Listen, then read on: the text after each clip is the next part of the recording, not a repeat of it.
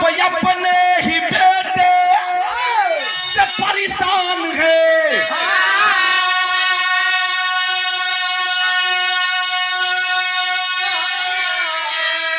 देशद्रोही इज्जत सौदा करे।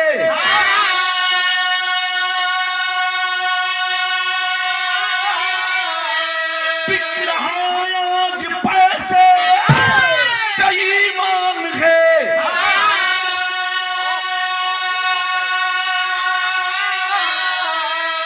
दानवों से हवस आबरू ना बचे।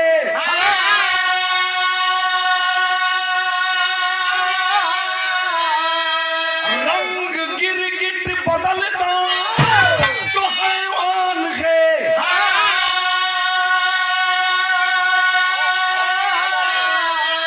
कभी गया लाल है तेरी दुनिया गजब। आज पैसे पे बिकता हर ईमान है।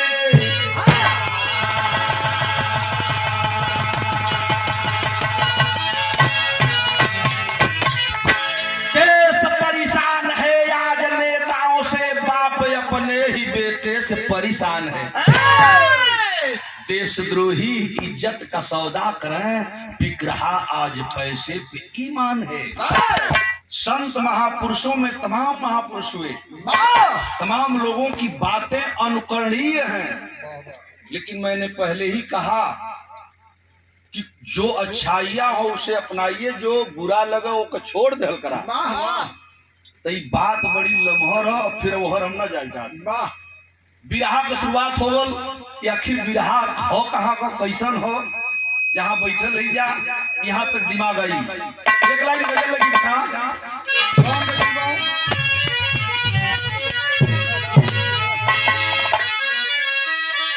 कि कह दे इन हसीनों से कोई, अरे कह दे इन हसीनों से कोई हड़ताल करेंगे दीवार।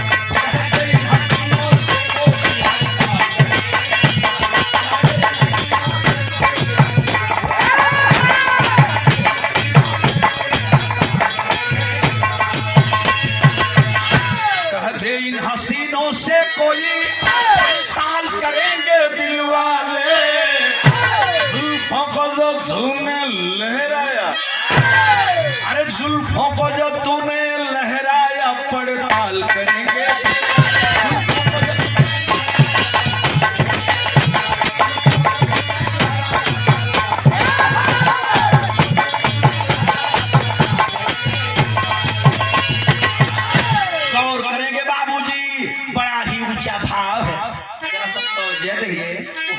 कौन सी है कि इंसान बली ना होता है बलवान समैया दुनिया।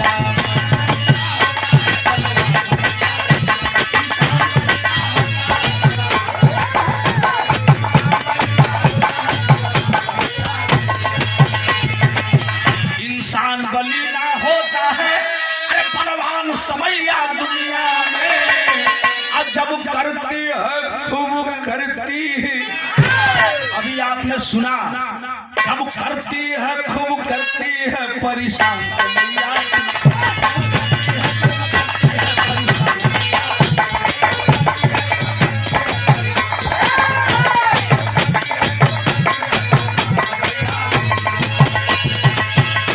यहीं से कहानी की शुरुआत हो गई मेरे बाबूजी। पतिया बा कहाँ का, अभी अभी तत्काल की घटना एक मैं आपके बीच में रखने जा रहा हूँ। शुरुआत कैसी होगी, कहाँ से शुरू होगा वो बिरहा के सर के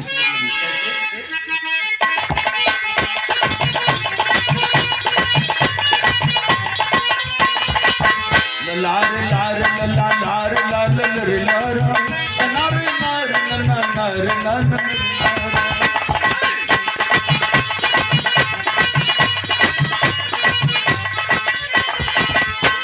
सहरसा में श्री रामपुर आला है। जिला सहरसा में श्री रामपुर आला है। मदन गोपाल का परिवार जो निराला है।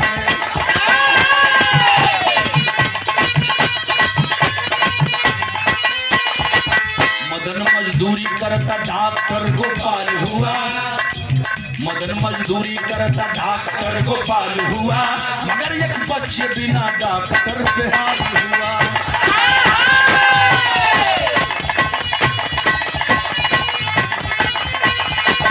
मुझ पर मोद लिया भैया का दुलारा है, मुझ पर मोद लिया भैया का दुलारा है, मंजू मोहन दोनों बदन के सहारा है।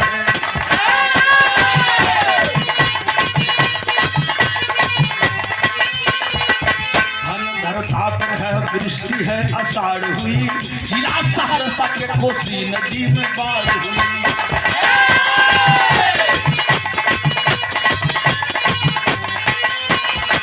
हुआ तबाह बिहार यूपी का पूर्वांचल है, हुआ तबाह बिहार यूपी का पूर्वांचल है, मचा कोहरा में मची चारों तरफ बंद है।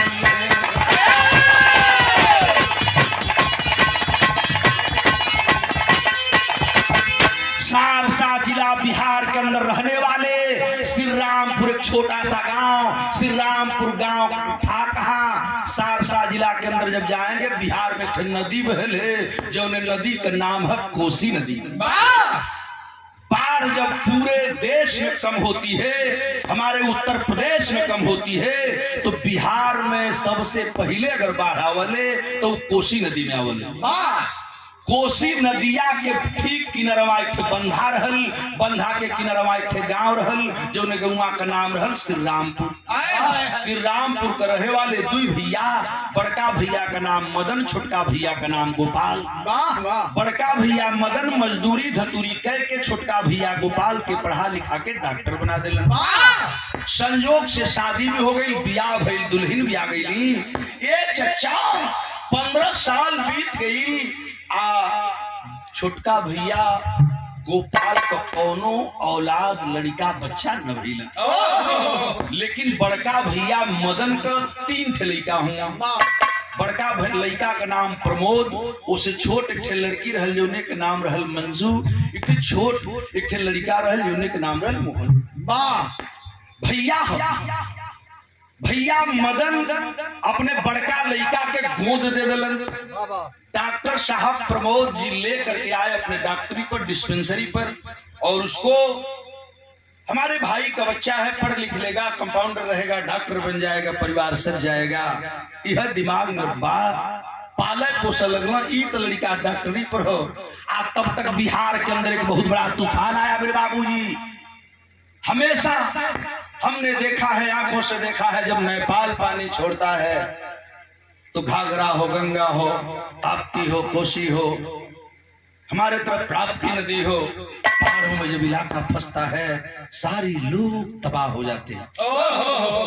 भाई का कोसी नदी में जब बाढ़ आई लेते, भाई को बहुत बहुत प्रणाम, नमो बुद्धाय जय भी, सकल पंच के पांव छू के प्रणाम करती। तनी देखा बिरहा बड़ी अजीब बाई। आज चर्चा कैसन हो, ये बड़ा सम्मान आया है, बहुत बहुत भाई को नमस्ते प्रणाम सलाम करता हूँ। ये बेटा भाई का विदेशिया में जरा सा भाव देखा,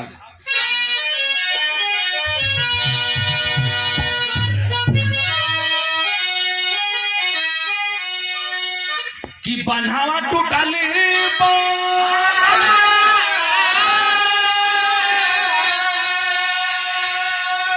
ये चाचा श्री रामपुर गौआ,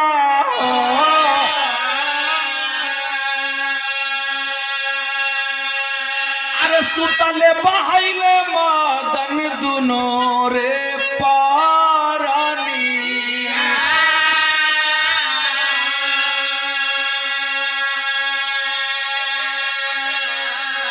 बबुआ मोहन की धई की मंजू बहिनिया, ये चाचा सुतले बहाली बहल जाती बे पालानी।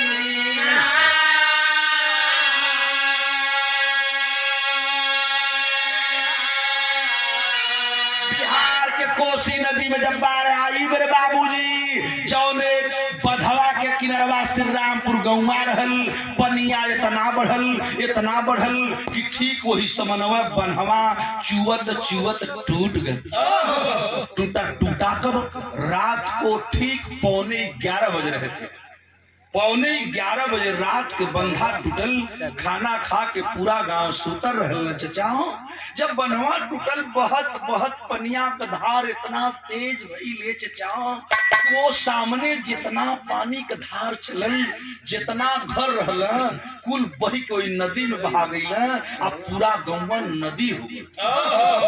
जे जहां सुतल है तहां सुतल है, जे जैसे बहाल तैसे बहाल। माई बाबू बह गईल। एक टूटही खटिया रहल पंचो, वही टूटही खटिया पर मंजू बहनिया मोहन के लेके सुतर रहल। जब पानी आयल, भागल चला तो पानी भर गल, खटिया सहिते बहाए लगल चचा। ए चचा, लपक के बहनिया अपने बाबू मंजू के भर अकवारी धल से पंचो। आज भर अकवारी दहिलस कुछ है दुर्बही के गई बे, आ तोले भराए के अरराय के मड़ई रहल, उ मड़ैया गिर गए। भराए के जब मड़ई गिरल ना, तो एक तरफ अपने भैवा के मंजू धैले हैं, और दूसरे तरफ लपक के मड़ैया धैले। ए बहिनी, जब बहिन मड़ैया धैलस ना, पकड़ करके धीरे धीरे अपने भाई को ले करके और मड़ई पकड़ करके मड़ई के सहारे बह लगी।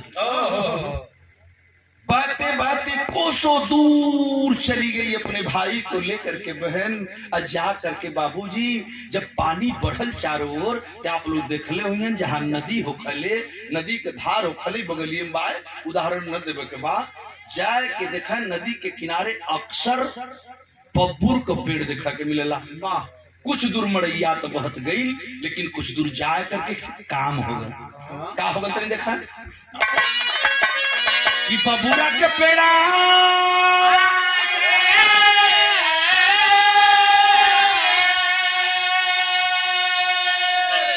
ये चाचा मड़ई अटकी गई, ये चाचा पेड़ा पकड़ के रोए भाई ओ बहिनी। पहले भइल सबेरे सुरी, भइल सबेरे सुरी, देखल मलहा। ये चाचा नैया ले दौड़े ले बचावले जीवानी। भइल हल्ला ए पंचो, हो भोर हल्ला हुआ, नदी कट गई, श्री रामपुर गांव भगल। पूरा गौवा के लोगन का पता न बा कि कहाँ गई, कौनो ठिकान न बा। ये चचा सारे लोग अवाक हैं। नैया लेकर के मल्लाह दौड़ पड़े। कुछ दूर गए ही थे, एक बब्बूर का पेड़ बा, जलमग्न हो, चारों ओर पनिये लौकत है। तो उले कुछ लोग सोचला ये मर्दे कोनो लइका रो थका हो, कल चलता ना मर्दे कोनो भूत होई सारे, कल भूत ना हमर्दे कोनो लड़िका रोवत बा। कुछ मलाह भाई हिम्मत करके डेंगी नैया लेके उभर गई ले। आज जब उधरिया गल बाटे तब देखला कि बब्बूर के पेड़ में एक मड़ई लटकल है, और वही मड़किया के ऊपर दिखे लइका बाटे। दोनों लइकन के पकड़ के लेके लन। बहिन रोवत बा, बबू कहाँ घर बा? कहला श्री रामपुर। कहला श्री रामपुर पूरा गाँव में बहगल, मार माई भी बाबू भी बह गई लोहिया। चारों ओर पता कैलन, कहीं पता न चलले चचा। तब मलाह बस्ती रहल, 25-30 घर का टोला रहल। अब ये तनी से गौर कर, वो दोनों लइकन के ले जाके गौवा के लोग कहना कि मर्दे इन्हन का पूरा गांव बहा गई, माई बाबू भी बह गई। यहाँ जौले माई बाबू नहीं खा मिलत तो काहे नहीं जा रख लेत बाटी जा। ते दादा कहियो एक दिन का भाजा लोग बन कि दिनों एक दिन फलाने के घर खई है, एक दिन फलाने के घर गई है, एक दिन फलाने के घर गई है, एक दिन प्रधान जी के घर गई। पारा पारी रही है या पारा पारी खाई है, ये जिंदगी बीत जाई। तो ये चचा केहू खियावत निक लगे या केहू खियावत पुरबुरा। ई कहीं कहां से कपारे पर बोझा गेल इन्हें खाए के जुगाड़ पे होते नहीं खे, तरकारी के पैसा नहीं खे, आटा के पैसा नहीं खे। ई कपारे पर का विपत कहां से अइलन, गांव इन्हन का बहा गई ना बहना सो, सब लोग मर गई, इन्हन का मवतिये न बा। बाबूजी जब लोग बोलने लगे, एक दिन वो बच्ची सुन पड़ी, बाबू मंजुआ तो होशियार न रहल, कलश की भैया अब हमें गौवा खातिर भारी हो गई है भैया, एगो काम करती। एक दिन रात का भोर के समय में एक ठे खोरा जिके लोग कटोरा कहल। एक कटोरा बहनिया काखी तर चोरौलस, ओढ़नी से दुबलस और ओढ़निया से दाब करके खोरवा लेकर के बहनिया भोर में गौवा छोड़ दिलस। सारसा श्री रामपुर के बगल से भागती भागती वह लड़की बाबूजी बिहार पार करती हुई बक्सर आई। कुछ दिन बक्सर में भिक्षा मांगी। रेलवे स्टेशन पर लोगों ने देखा। एक दिन ट्रेन में बैठ करके बक्सर से मुगल सराय आ गई। मुगल सराय में कुछ दिन तक भिक्षा दोनों बच्चे मांग करके जीते रहे। अब वहां जब उब गए दोनों बच्चे तो दोनों कैंट स्टेशन पर आ गए। कैंट स्टेशन पर जाड़ा कई तरह शुरुआत भर रही। एक दिन भैवा के ठंडा लगे लगल। और जब भैवा के ठंडा लगे लगल तो बहनिया से रो के कलश की, ए बहन मंजू ऐसे कबले जियल जही, कौनो दूसरा उपाय नहीं तोहरा लगे। तब मंजुआ रोवे लगे चचा और रो करके एक बहुत बड़ी बात कहती हो। मंजू चांद लोग बतौला कि साहब हम लोगों ने देखा वह दोनों बच्चे बड़ी अच्छी गीत गा करके भीख मांगते थे। लोगन को बतावल ले जा हमें को तर्ज दे ले।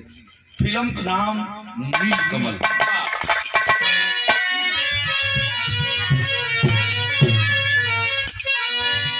कौन गीत?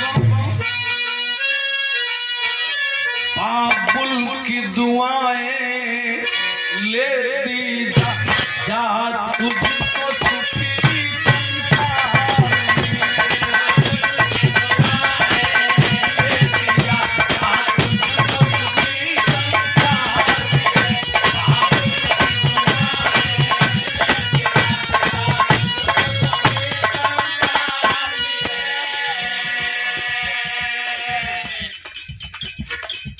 लिखने वाले ने लिखा था इस फिल्म में।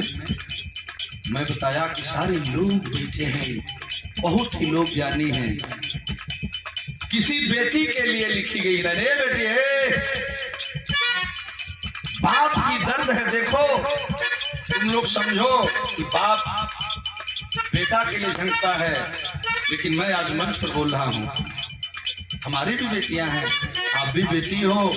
बाप को दर्द कितनी होती है जानते हो?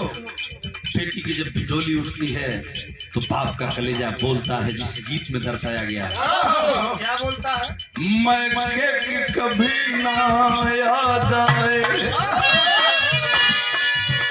मैं के कभी ना याद आए, ससुराल में इतना प्यार।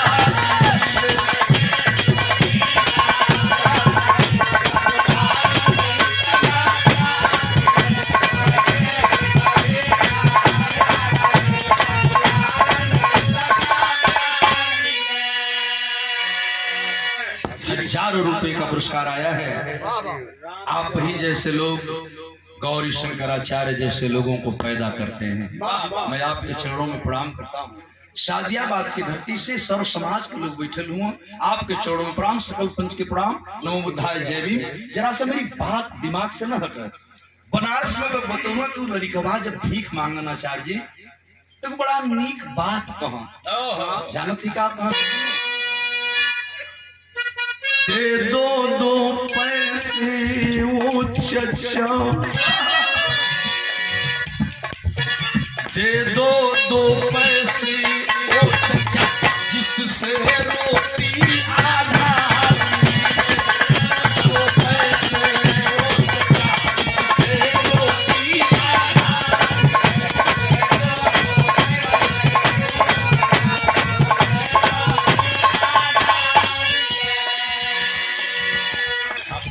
हम बदकिस्मत के मारों को, हम बदकिस्मत के मारों को इस जग में कहीं तो प्यार है।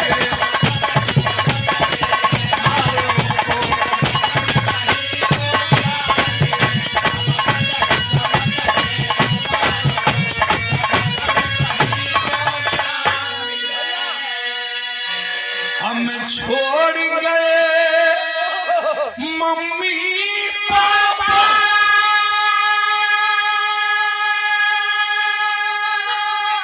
इस जग में कोई नहीं मेरा। हमें छोड़ गए मम्मी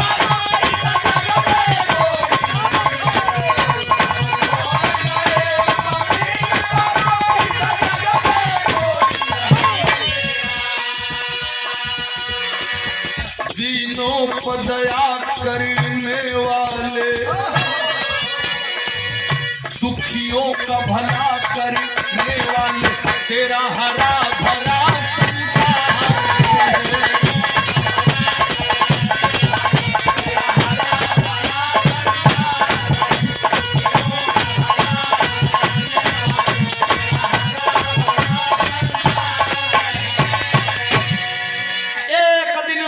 मोहन रोने लगा, बहिन कौन उपाय न बा, ऐसे भिखिया मांग करके कॉलेज जिए ले। मंजुआ से ना रह गए चचा, दोनों आंख में आंसू भर गया। रोकते रोकते जब अखिया का पलकिया मुनलस, तब तब टप टप पनिया नीचे जुए लगा। आज रोवे लगल तो कहला, ए दीदिया, ए दीदी रोवत काहे हो? कहला, बाबू तू यह न जानल चाहत हुए और आधार बाकी ना, तो सुन हम बतावत है। वो लड़की अपने बाबू से ठीक बात बतूलस, जानते हैं बताई क्या? बिरहा में एक लाइन तरज लगी,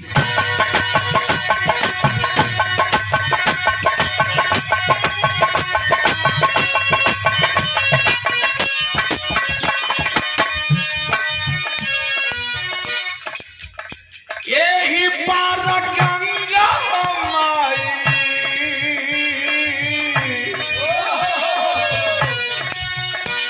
यही पार गंगा माई, ओही पार जमुना हो।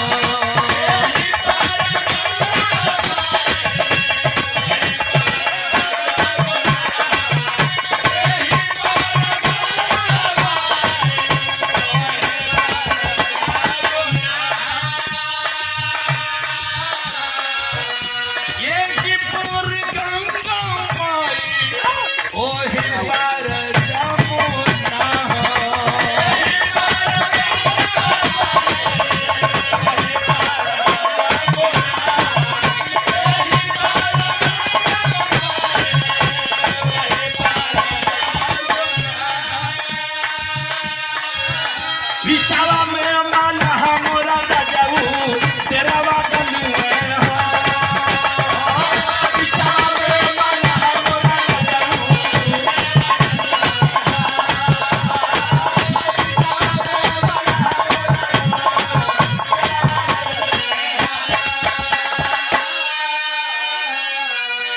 पहिनियों बिरानवा रोए,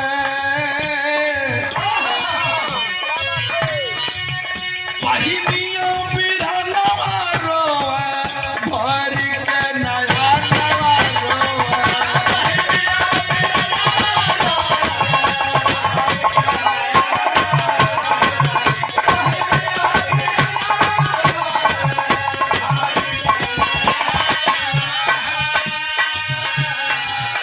जाड़वा में कापन पधनवा रोए हो, जाड़वा में कापन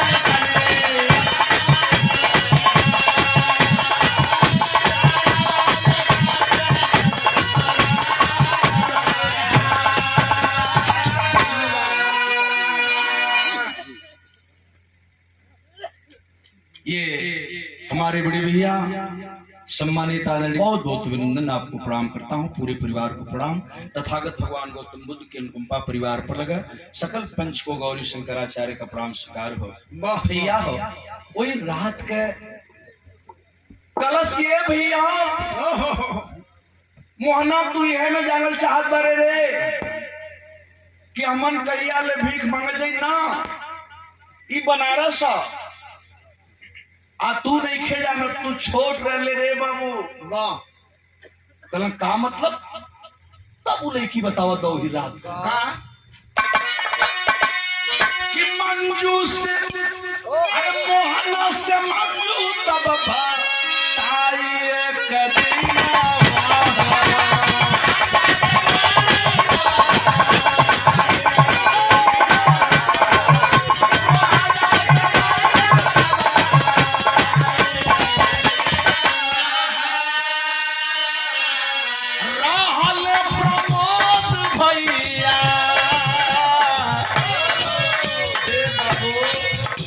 छोड़ रहे रे पगला तोके न ख्याल होई हमके होश बा कहला का दीदी तब बताओ तुम्हें की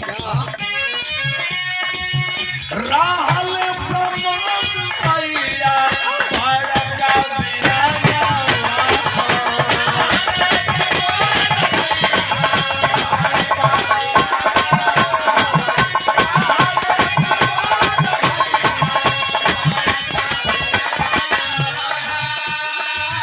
चाचा संग दिल्ली का रंगनवा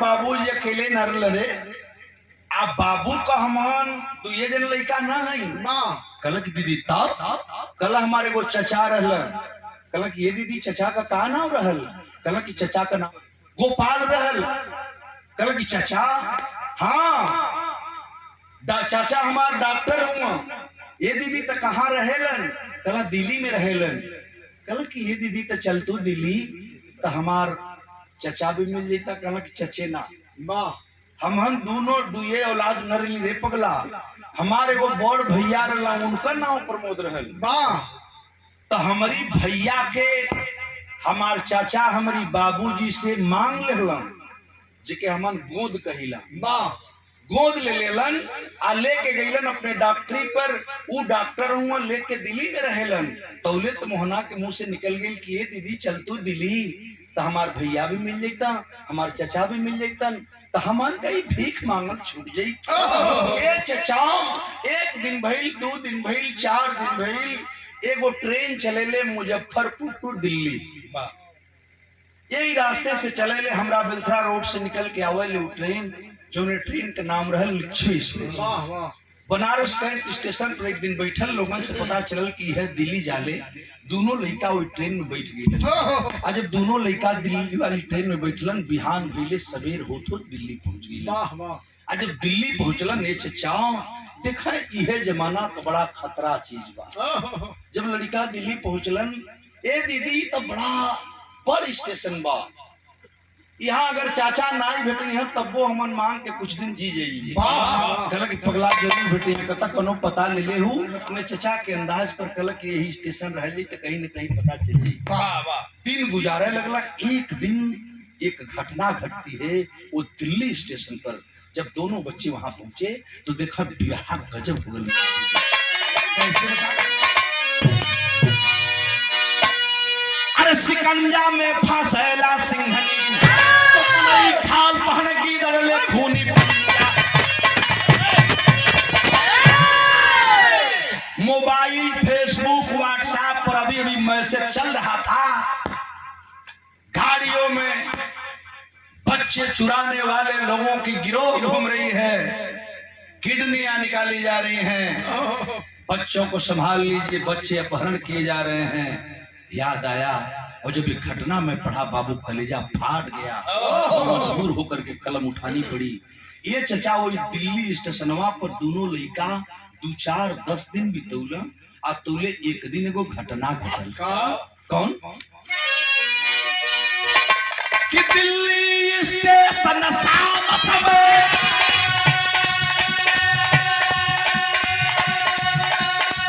एक बुढ़िया औरत आई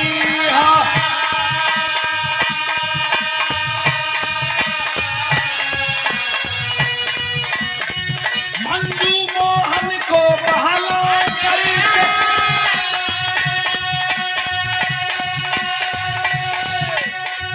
एक बिस्कुट दिया खिलाई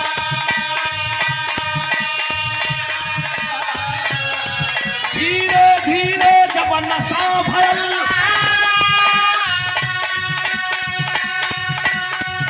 आंखों में नींद गई आई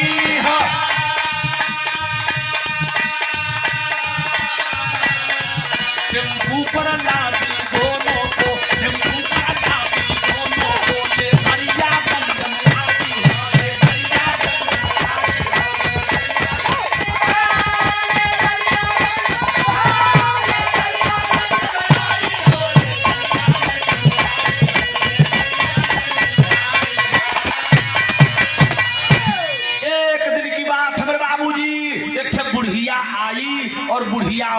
बच्चों से बैठ करके अब बहला कर बात करने लगी।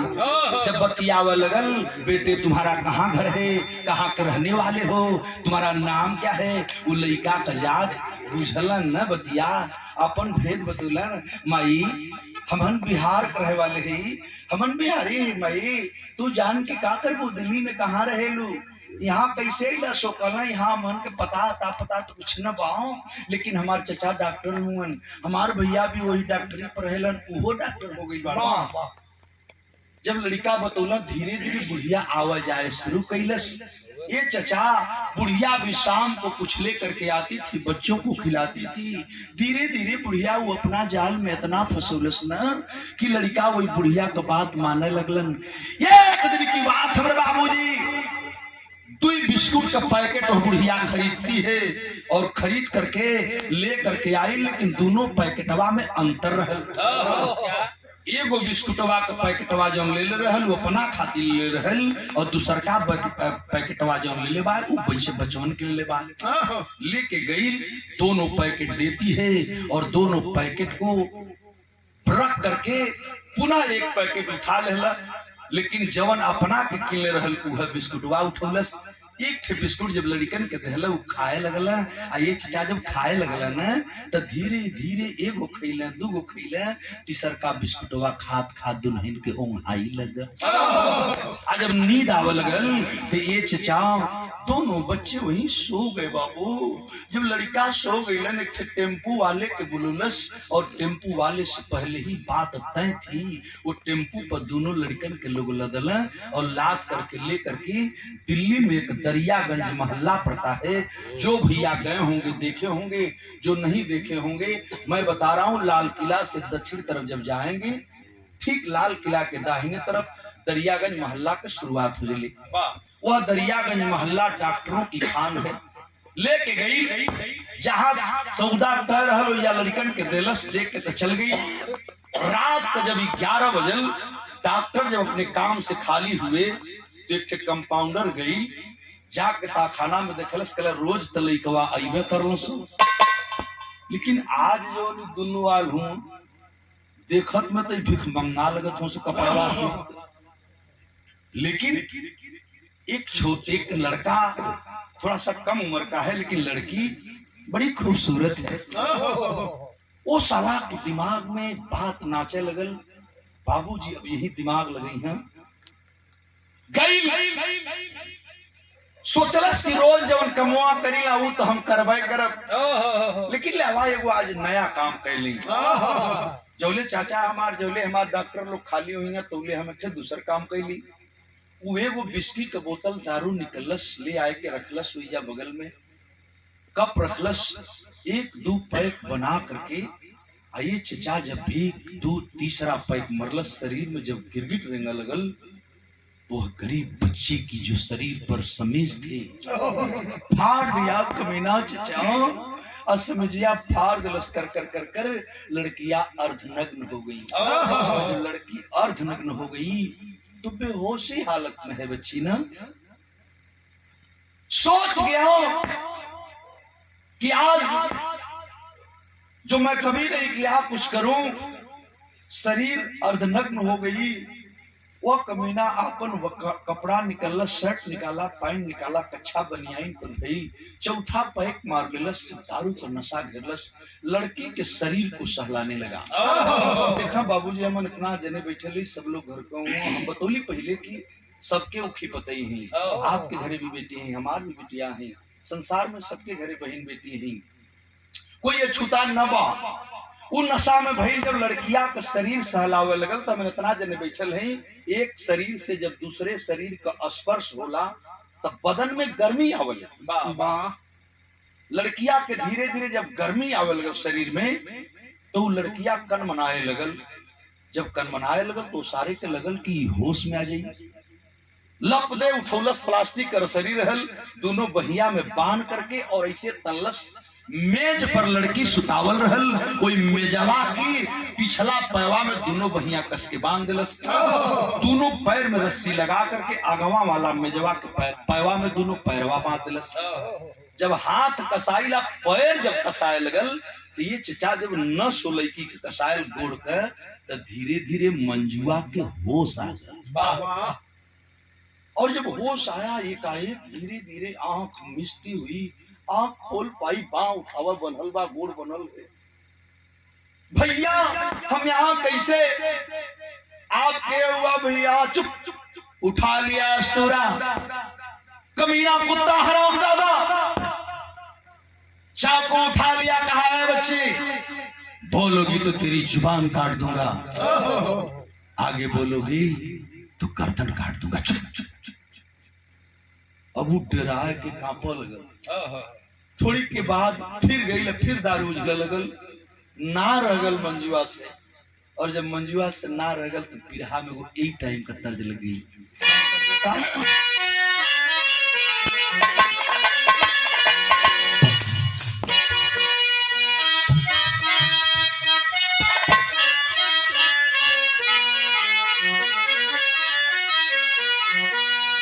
निबिया कहे पेड़ी जानी कटी बाबो, निबिया चिरैयन के बसे,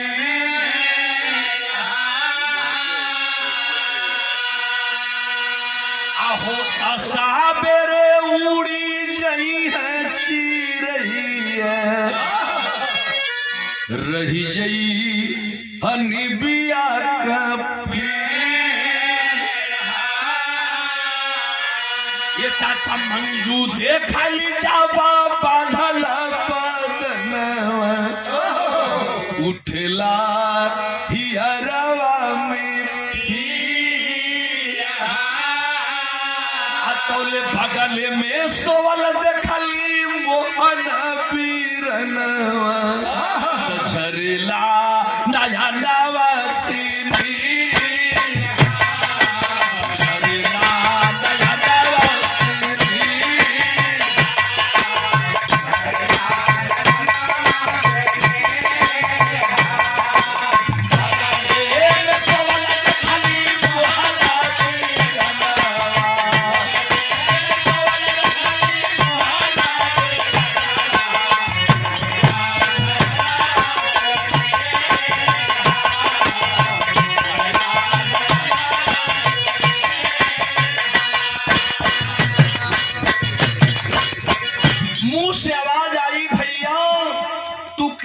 साहेब हमार बाबू कहाँ बा? जब बाबू का नाम लेलस, इशारा किया नशा में चूर, ये मेज पर देखो कौन है?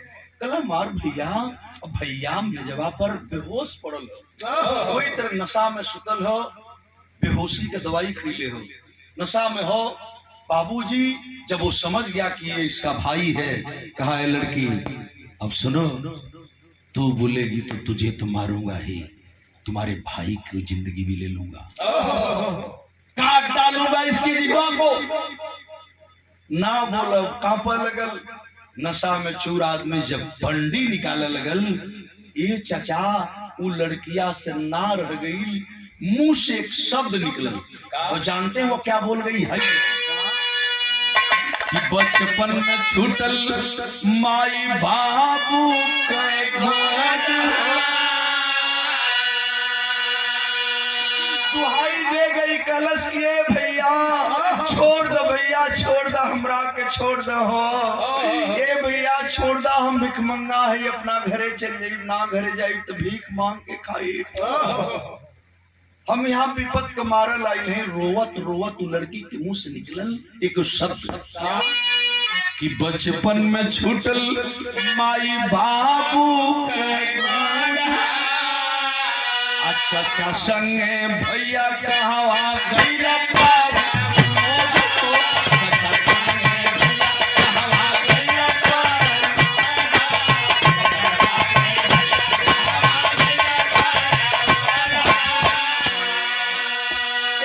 चचा, ए चचा तू कहाँ गईला?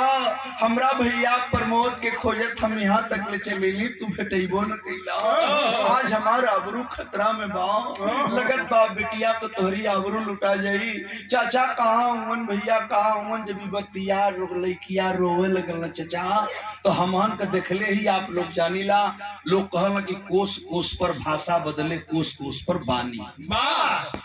ये चचा जगह जगह का बोली में तनी अंतर होला। हमरा तरफ का भोजपुरी दूसरे तरह से बोलल जाले, आपके तरफ तनी सा बदल जाला। आप इलाहाबाद प्रतापगढ़ के तरफ जीवा तो उजा का लोग तनी सा और ऐठ के बोलल। यही तरह बिहार में संथाल के तरफ जीवा तो उजा के भोजपुरी कुछ दूसरा तरह से बोलल जाले।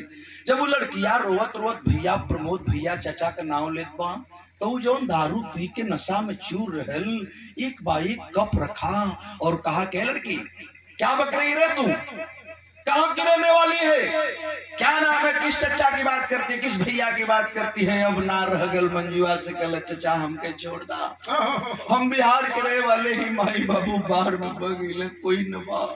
हमार चचा डॉक्टर हुन, भैया डॉक्टर हुन, नहीं के खोजत हम यहाँ आईली, हमके छोड़ दो भैया। कौन तोर चचा, कौन तोर भैया, कहाँ डॉक्टर हुन? अब वो कुछ जानकारी चाहता है।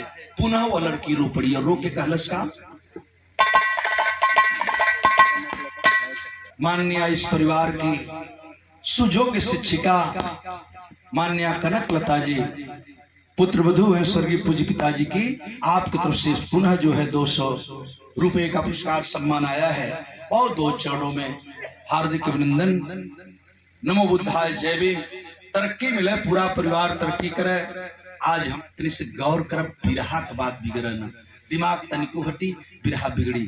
बाबू वही जो देखा वो लड़की से जब वो सवाल कैलस, तब वो लड़की दोबारा बोले शुरू कैलस। बचपन में छूटल माई बाबू के गोद, चाचा संगे भैया कहवा गइल भैया लूटायल आज जोगवल की मनवा, बहिनी भयल बाधी। छोड़ भैया, छोड़ दो, हम बिहार के रहने वाले हैं। ए लड़की, अगर तू बिहार की रहने वाली है तो किस जनपद की है रे? कल सारसा के रहने वाले हैं। अगर सारसा की, तो जो ही सारसा का शब्द सुना वह आदमी 2 कदम पीछे हटा, एक दारू पैक और मार ले, लेकिन हाथ वहीं रुक गया। ऐ लड़की, अगर तू सारसा की रहने वाली है रे, तो किस गांव के रहने वाले? कुछ नाम पता तुझे याद है? कल भैया हमारे गांव मत पूछा भैया, हम श्री रामपुर के रहे वाले हैं। आज जो ही श्री रामपुर का नौवा लेलस न भैया, ये बाबू एकाएक 2 कदम और पीछे हटा, टुकुर टुकुर आवाक होकर के एक बार लड़किया के देखे, एक बार लड़कवा के दिखे। कलश के है लड़की, अगर तू श्री रामपुर की रहने वाली है रे, तोरे माई बाबू का का नाम रहल? हमरे माई का नाम मानती रहल, हमारे बाबू का नाम मदन रहल। हमन 3 भैया हैं, बड़का भैया के हमार चाचा लेके गईलन डॉक्टरी में, दिल्ली में रहेलन, उन्हीं के खोजत अइली। आज तोहरी लगे आ गेली भैया, हमके छोड़ दो भैया, हमके छोड़ दो। खाली ये तने तो लड़किया कहले रहल चचा कि एकाएक उस आदमी का जो नशा था जमीन पर आ गया। टुकुर टुकुर ताकत बारे बच्ची, अगर तू मदन का लड़की है रे पगली, तई तोर नाम का बा? हई बगलिया में बैठल बा, एकर नाम का बरे? कल भैया हमार नाम जान के का करबा, हम बिहार के छोड़ दा। हमके लोग मंजू कहलन, इनके लोग मोहन कहला, खाली इतने तक कहले के देरी रहल। तब तक वो दारू में नशा में चूर है, कांपने लगा व्यक्ति, और कांपत कांपत मुंह से एक शब्द निकलने वाला है। सोचलस कि बोल दे, आ तौले बोले कुछ चाहत बोलल, उ का बोलल चाहत रहल, तौले गजब हो गल।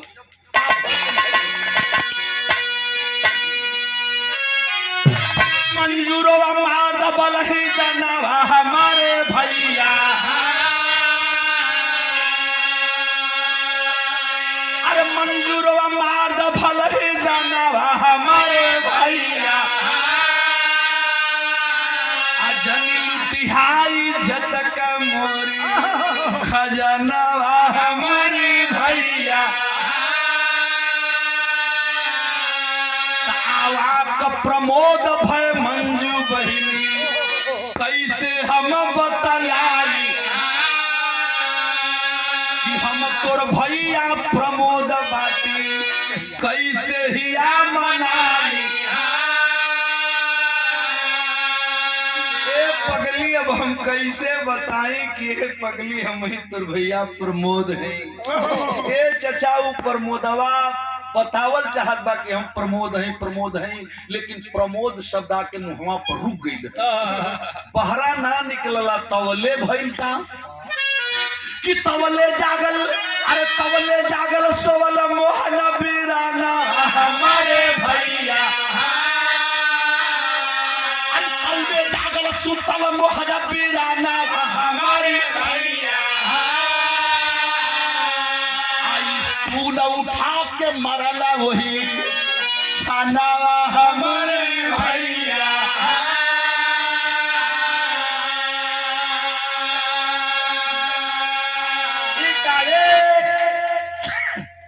जब कमरे के अंदर ध्वनि तरंगे गूंजने लगी तो शब्दों का बाण कान में गूंजने लगा। ध्वनि तरंगे जब गूंजती हैं, शब्द बाण जब कान में लगता है तो हलचल पैदा होती है।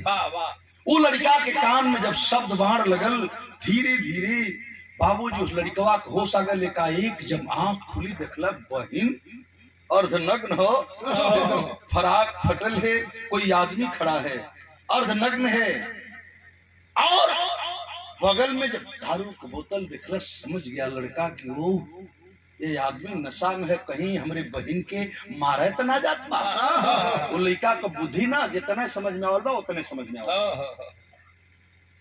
ये चचा इतना जने हमन बैठल नहीं हॉस्पिटल में आप लोग देखले हुई वैसे आम जो स्टूल बनेला स्टूल लकड़ी को होला लेकिन हॉस्पिटल में अक्सर हमन देखले ही कि हॉस्पिटल में स्टूल जौन रहेला स्टूल पत्थर को होला जौने में लोहा को पत्थर लोग ठोक देल उहे स्टूलवा पर बोतलवा धैले रहल। ई तब झुम्मत है कि अब हम ऐसे कहीं कि बबुल पगली रो मतरे पगली हम ही प्रमोद हैं। यह शब्द जुबान पर आके रुकल रहल चचा आ तौले वो मोहना स्टूल उठा के मरल ही कपार पर पीछे से खून का फव्वारा बहल और जब लोहा के धार से लगल कपार फटल बहुत तेज खून भरल। आज जब खूनवा बहल चोट लगल तो हाथवा पर गई तो जरूर लेकिन मुहवा में से निकल गई बतिया प्रमोद प्रमोद हम भैया तुर प्रमोद है रे ये मैं तुर भैया प्रमोद है इहे कहत कहत बेहोश जब वो प्रमोदवा बेहोश होके गिरल न चचा देखा गजब होखा जात बा भैया।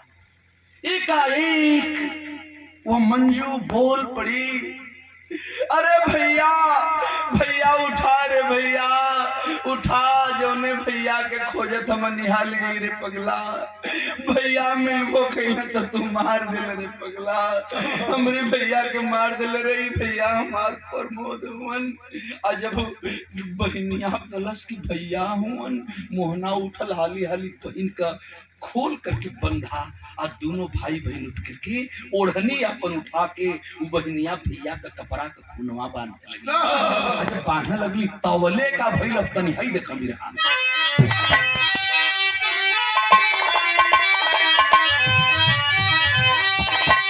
कि होई के बेहोश परी मोद गिर गईला मंजू बहिनी बांधल रोवा असुआ हो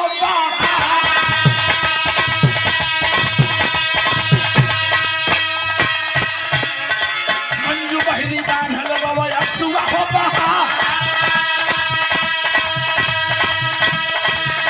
अरे बोलत अपन हवा हो मोहन बीराना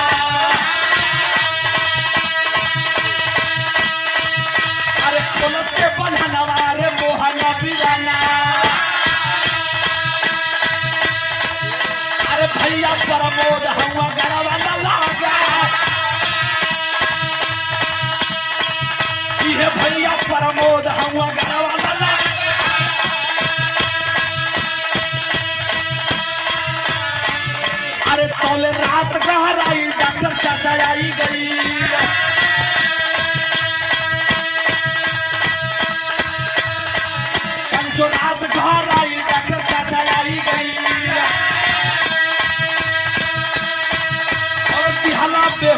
खाली सुइया लागा। अरे दोनों बचवा फिर बेहोश हो गई।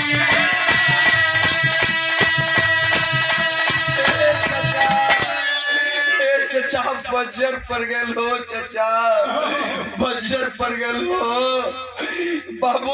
अब इन पर मुदवा का खून बहुत बेहोश हो। बहनिया भैया का कपड़ा बांधल चाहत बा, खूनवा बंद हो जा। आ तौले वही कमरा में 4 गो कंपाउंडर पहुंचला, देखला कि दोनों लड़कवन के होश आ गल बा। ए बाबू ये सोच करके ये चचा उ चारों कंपाउंडर अखबार में पकड़लन, बहिया पकड़ के अब फिर मेज पर सुतौलन। प्रमोद तो बेहोश है, वह चारों कंपाउंडर नींद का इंजेक्शन उठाए और मंजू मोहन दोनों को पुनः नींद का इंजेक्शन दे दिए। 5-7 मिनट बीतत बीतत फिर दोनों बेहोश हो गए। जब दोबारा बेहोश हो गए तब कभी भी रहा। और ये सम्मान भरा पुरस्कार सलीम भैया के नाम से रहा। सलाम करता हूँ, खुदा सलामत रखें। ए चचा देखा ये जमाना जात कहाँ बा, यही लिए मजबूर होके ये बिरहा के हम गावे के पड़ल।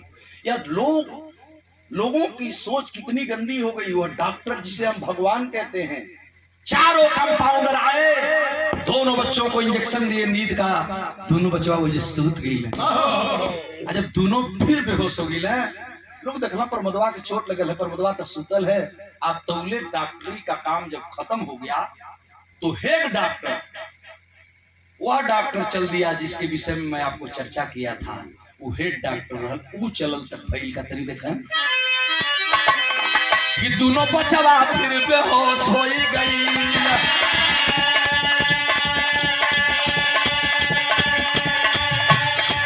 अरे तौले डॉक्टर चाचा देखवा गई रहू है।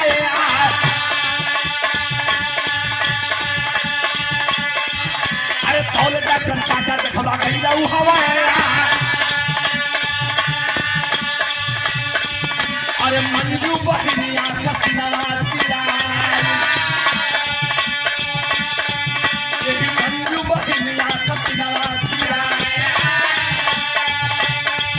अब किडनी निकाले बदे सीना जब चीरा, चाचा किडनी निकाले बदे सीना जब चीरा। प्रमोद ने हौसला मिली। अरे तौले प्रमोद ने हौसला मिली। अब चाचा चाचा कहीं के रहला चिल्ला।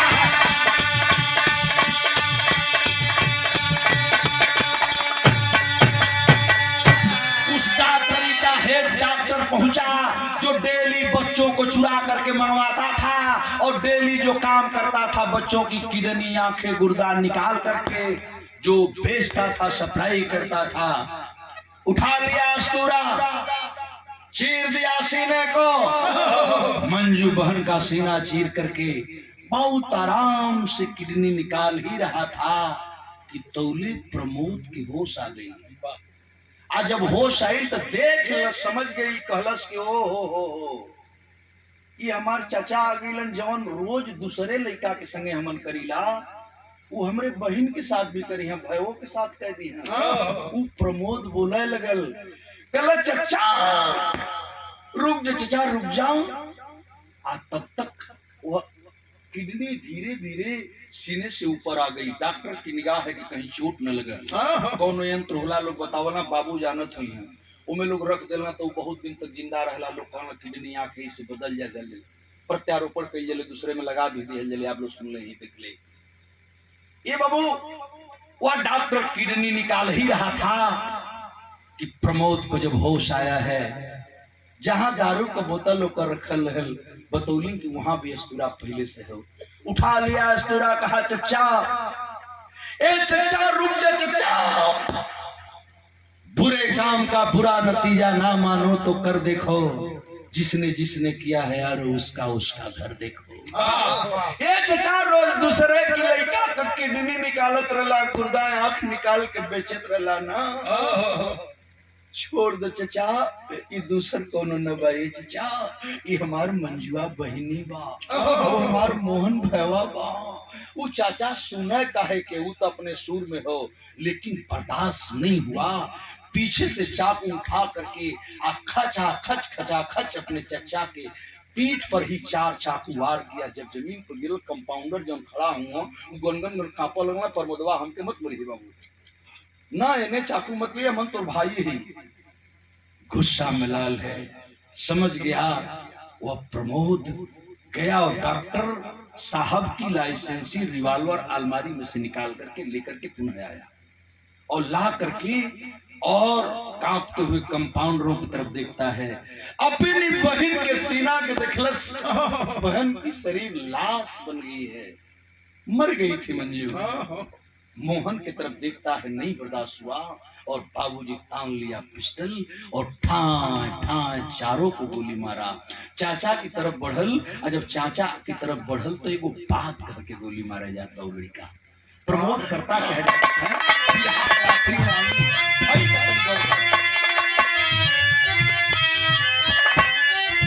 कि गुरुदाया का निकाल के दौलत कमाला पपिया, लइकन का किडनिया निकाला पापी।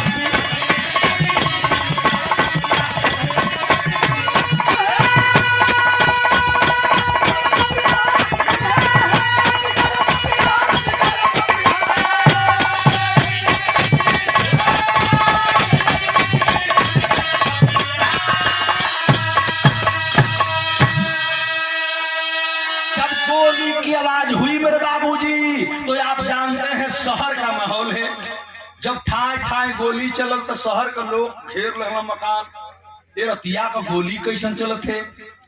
जब तुरंत पुलिस को फोन किए, आजकल सुविधा हो गई बा, सबके याद हो गई बा 100 नंबर। लोग फोन कैला 108 नंबर, 112 नंबर, तमाम नंबर हुआ फोन कैला, पुलिस आई घेर लेती है मकान को। जब अंदर गए तो देखते हैं 4 लाश पड़ी है। प्रमोद गिरफ्तार होता है और प्रमोद बताया कि हम यही नहीं, यूपी बिहार से लेकर के बंगाल दिल्ली तक हम फैले हैं और यहाँ नहीं, हम विदेशों में सप्लाई करते हैं। हमारा धंधा यही है, बच्चों को चुरा करके उनकी किडनी निकाल करके, आंख निकाल करके विदेशों को हम सप्लाई करते हैं। यही बात अभी अभी फेसबुक व्हाट्सएप पर बड़ी तेज वायरल हुई थी और आपको संदेश दिया गया था कि आप बच्चों को बचा के रखिए। तो हमें कलम उठा लेना पड़ा। ये बाबू तनी से देखा बतौलस का विधा क्या था कि सैकड़ों पकड़ैला गुर्दा चोर हो, सप्लाई विदेश करते संसद में भैसो।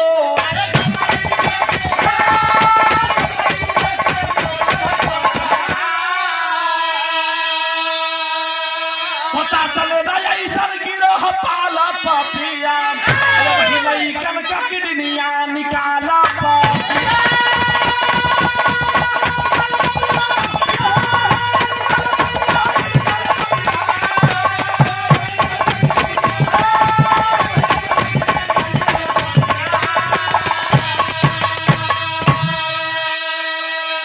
तो गुरुकुल मोहम्मद राम सेवक सिंह रामदयाल विख्या कभी गया लाल जगलू यादव जगधारी से नाता।